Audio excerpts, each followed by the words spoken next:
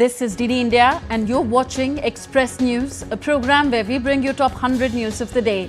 I'm Tanvi Taneja. Let's begin.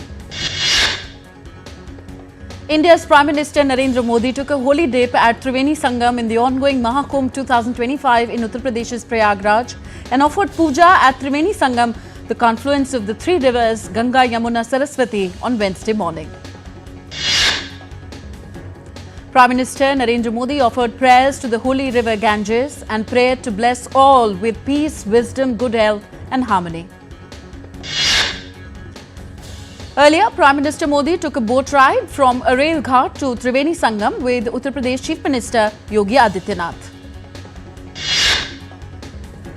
A remarkable number of devotees have performed holy dips in Mahakumbh. So far, over 382 million people have taken the holy dip until Wednesday. The huge rush of devotees reinforced the spiritual significance of this timeless tradition. Voting in Indian capital New Delhi's assembly election commenced on Wednesday. Voting began at 7 in the morning and has concluded at 6 p.m. Indian Standard Time with a voter turnout of 57.7% till 5 p.m. local time. President Draupadi Murmu cast her vote at President's estate, while Delhi Lieutenant Governor Vinay Kumar Saxena also exercised his franchise. Vice President Jagdeep Dhankar cast his vote for Delhi Assembly election. Meanwhile, other important leaders also exercised their voting rights. Delhi elections are being held in a single phase with the results to be announced on February the 8th. India's External Affairs Minister Dr. S. Jaishankar met the President of the 79th session of the United Nations General Assembly, Phil Mon Yang, in New Delhi on Wednesday. The two leaders discussed various issues on the United Nations agenda. External Affairs Minister Dr. S. Jaishankar met with the newly appointed Secretary General of the Shanghai Cooperation Organization, Nerlan Yermabyev, in New Delhi on Wednesday. Jaishankar congratulated the minister on assuming his new role and emphasized India's active contribution within the SCO framework. India's Electronics and Information Technology Minister Ashwini Vaishnav met with OpenAI CEO Sam Altman on Wednesday. Ashwini Vaishnav held an in-depth conversation about the strategy for developing a complete AI stack. The minister emphasized that India is concentrating on designing its own chips, creating foundational AI models and developing AI applications. India's Home Minister Amit Shah chaired a high-level review meeting on the security situation in Jammu and Kashmir in New Delhi on Wednesday. Addressing the meeting, the Home Minister said that the government under the leadership of Prime Minister Narendra Modi is committed to completely wiping out terrorism from Jammu and Kashmir.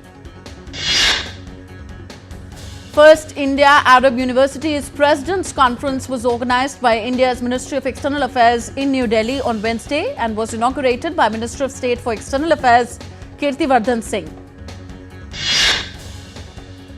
Delivering a keynote address at the first India-Arab University's President's Conference, Kirtivardhan Singh highlighted the strong cooperation between India and the Arab countries. In a social media post, spokesperson of India's Ministry of External Affairs, Ranveer Jaiswal, said that the Embassy of India in Libya facilitated the return of 18 Indian nationals and would be arriving in India on Thursday. Prime Minister Narendra Modi has condoled the passing of Aga Khan and recalled him as a visionary who dedicated his life to service and spirituality. Aga Khan, the spiritual leader of the Ismaili Muslim community and a renowned global philanthropist, passed away in Lisbon at the age of 88. Indian Army mobilized to assist in the aftermath of a train collision and derailment in the northern state of Uttar Pradesh. No casualties have been reported. In business news, Indian equity indices ended on a negative note on Wednesday. At close, the Sensex was down 313 points and settled at 78,271. Nifty at the National Stock Exchange was down 43 points to settle at 23,696. Indian rupee ended at fresh record low of 87 rupees 46 paise against the dollar on Wednesday versus Tuesday's close of 87.07 rupees. Gold futures maturing on April 4th were priced at 86,641 rupees per 10 grams on the multi-commodity exchange. Silver futures for March 5th maturity stood at 95,870 rupees per kilo on the MCX. India has made significant progress in mobile and electronics manufacturing and has become the world's second largest mobile manufacturing unit. India has been featured in the United Nations Honor Roll for paying its regular budget assessments within the 30-day deadline, according to the Permanent Mission of India in New York. Oil prices slid on Wednesday as rising stockpiles in the US and market worries about a new Sino-US trade war offset President Donald Trump's renewed push to eliminate Iranian crude exports. Brent crude futures were down 39 cents at $75.81 a barrel, while US crude lost 26 cents to $72.44 a barrel. Australia banned DeepSeek, a Chinese AI chatbot, from all government devices due to security concerns. The ban in Australia comes a day after Italy banned the AI bot. Addressing a press conference with Israeli Prime Minister Benjamin Netanyahu, US President Donald Trump vowed that the US would take over the Gaza Strip after Palestinians are resettled elsewhere and said that US would develop it economically. In the first meeting with a foreign leader since returning to office on January 20th, Trump said that he hopes to renew an effort towards historic normalization of relations between Israel and Saudi Arabia. Israeli Prime Minister Benjamin Netanyahu also voiced confidence on Tuesday that he could strike a peace deal with Saudi Arabia. He also called Trump the greatest friend Israel has ever had. Israelis in Jerusalem welcomed the US president's takeover plan, though they wondered how it could be implemented.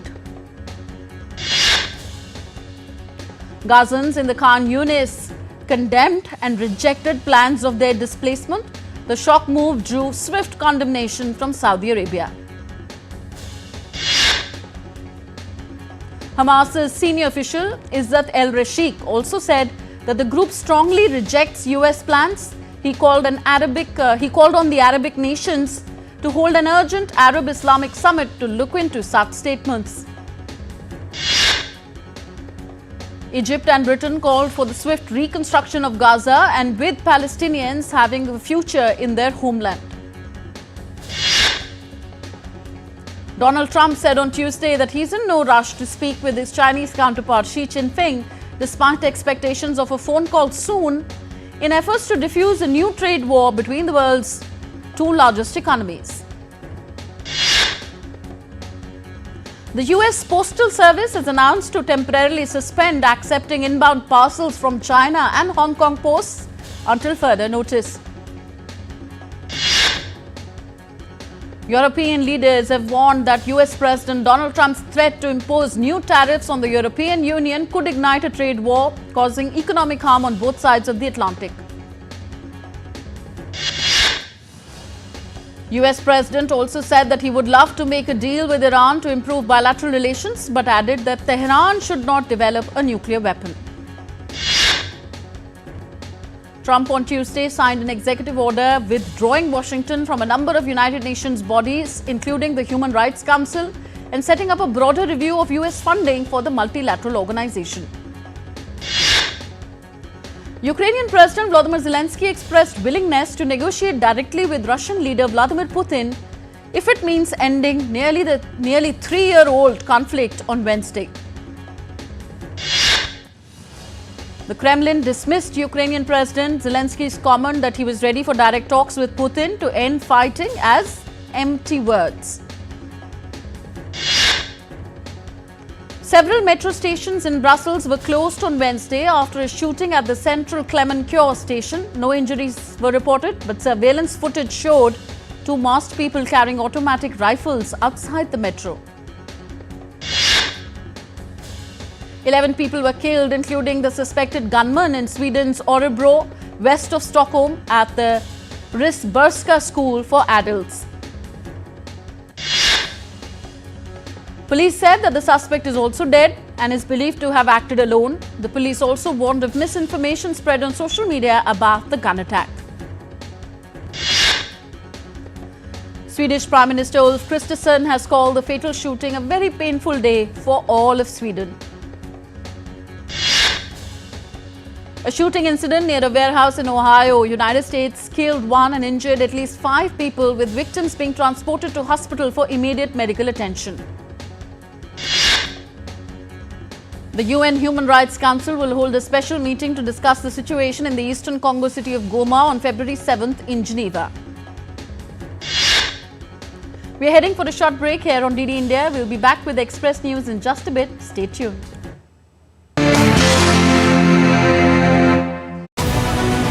This week on Defence Dynamics, India strengthens its firepower. A 10,200 crore boost for Pinaka rockets. What does it mean for battlefield supremacy? From battlefields of Kargil to modern warfare.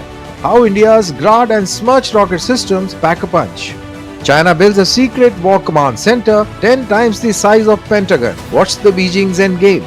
And Pakistan's internal crisis deepens. Political chaos, economic meltdown, and rising insurgency. How does it impact the regional security? Catch it all this Wednesday at 8 p.m. IST only on DD India.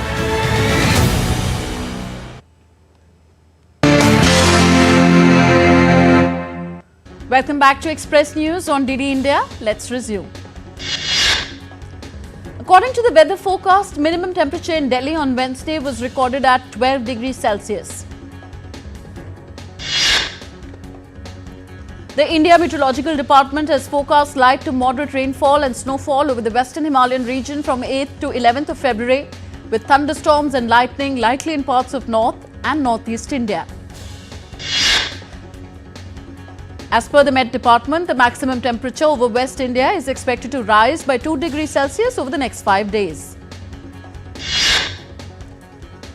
The India Meteorological Department also said that the maximum temperatures in central, east and south India are likely to be between 3 and 5 degrees Celsius above normal for the next 4 to 5 days. Snow piles were seen gathered in Wajima city on Wednesday as the Japan Meteorological Agency predicted that the snowfall is getting stronger due to the coldest front of this season. Weather officials said that snow is picking up strength along the Sea of Japan coast from northern to western Japan and called on people to stay alert for transportation disruptions, heavy snow and high waves at coastal areas. Forest fires continue to rage in Argentina's El Bolson. About 3,000 hectares of terrain near the tourist hotspot in Patagonia were charred due to the forest fire. According to regional administration, a man has died and more than 800 people have now been evacuated from mountain shelters close to El Bolson, while 123 others had contacted a helpline number and informed the authorities that they were leaving the area. A 5.0 magnitude earthquake struck Kuga city in Xinjiang, China. Emergency response teams have been deployed. No casualties or damaged homes have been reported so far. Hundreds of people left Santorini on ferries and planes on Tuesday as a series of quakes kept shaking the popular Greek tourist island. Sonmarg town of Indian Union Territory of Jammu and Kashmir is alive with excitement as an ice skating competition organized by Srinagar Development Authority and J&K Tourism aims to promote winter sports and local talent. Local residents and participants are enthusiastic about the initiative, which enhances Sonmarg's reputation as a winter sports hub. Mongolia's Salenjay province traditionally organizes a snow festival on the slopes of Noyon mountain in order to develop winter tourism. Domestic tourists from all over Mongolia gathered to participate in the festival. The Silver Winter of Khada event was held in Mandal Som. During the snow festival, horse races, snow sumo and tug-of-war competitions were also organized. Istanbul and Çanakkale Straits' iconic blue fish is being monitored with acoustic tracking system to study their migration patterns and the effects of climate change. The research project aims to understand how bluefish adapt their behavior in response to the changing climate conditions and warming waters. People in Dubai can now embark on a new kind of culinary journey. Vivian Zogby, founder and CEO of Bistronomy, hopes to blend luxury dining and Dubai landmarks on a double-decker bus, offering an experience of gourmet food and scenic views. The initiative is the first in the Emirates, brought by the Lebanese businesswoman who saw an opportunity in a city attracting an increasing number of tourists every year. The Princess of Wales travelled by school minibus along with an enthusiastic group of 5-year-olds as she joined them on a visit to London's National Portrait Gallery. During her outing, Kate joined students from All Souls Church of England Primary School, an interactive journey through the gallery's portraits designed to foster social and emotional learning. The People's Committee of Nha Hua Town in Vietnam organized a flower boat festival and boat racing on Dinh River with the participation of thousands of residents and tourists. In Vietnam this year, the flower boat parade competition has seen the participation of some 28 boats representing communes and wards in the area, while the traditional boat racing competition takes place with the contents of men's doubles, men's singles and mixed doubles. Foreign visitors with diverse interests have embraced vibrant travel experience during the Spring Festival in China, exploring the country's rich offerings through family trips, nature, adventures.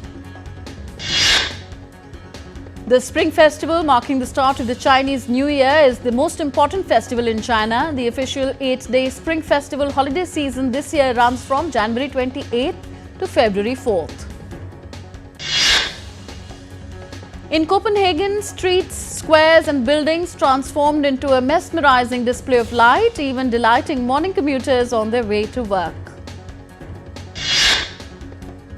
Attracting more than 400,000 visitors annually despite the winter chill, the Copenhagen Light Festival ranks as Europe's second largest event of its kind, just behind Lyon's Fête des Lumières, which draws up to 2 million attendees.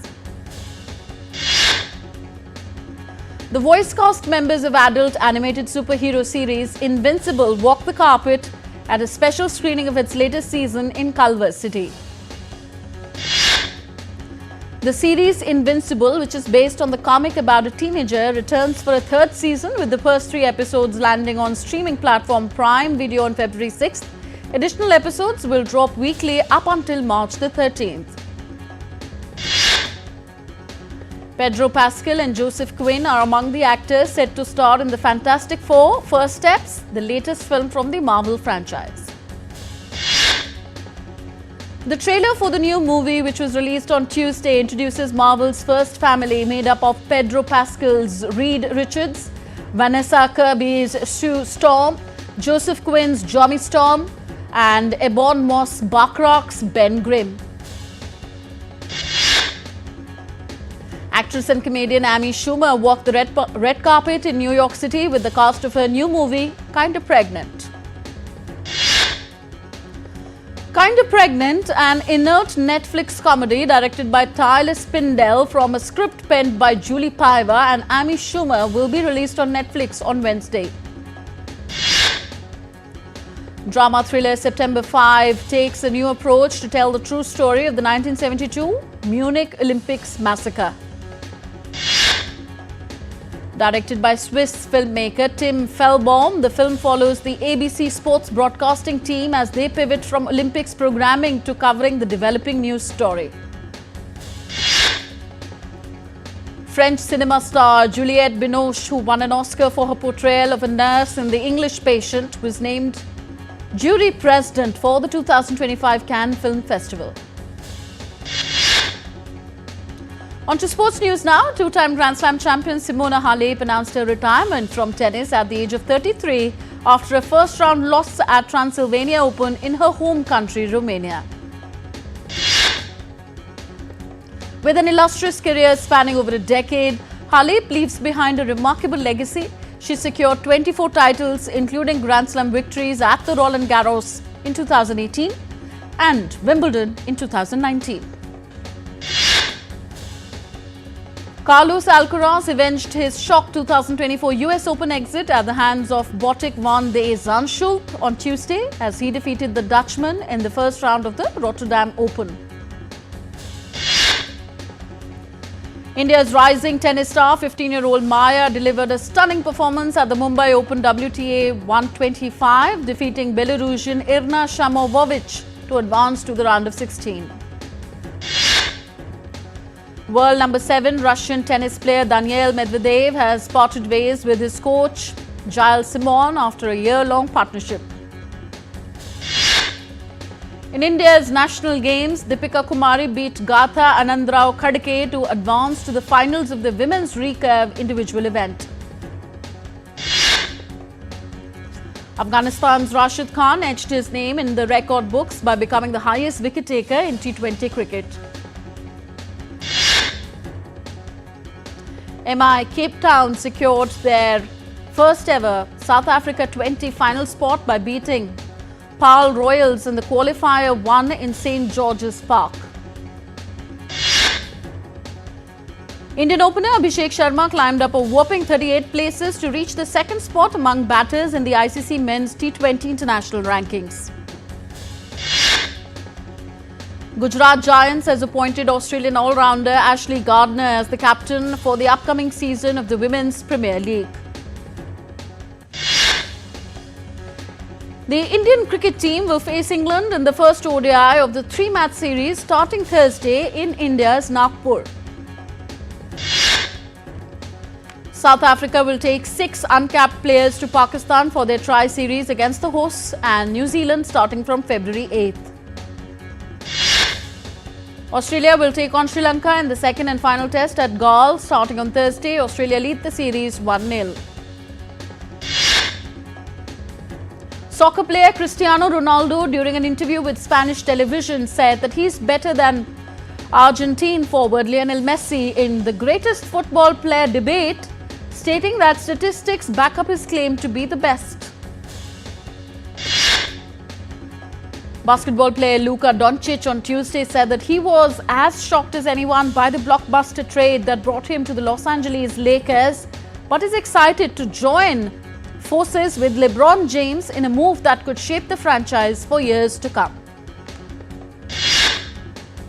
So that's it in this edition of Express News. Hope you enjoyed watching our show. Thanks for tuning in. Namaskar.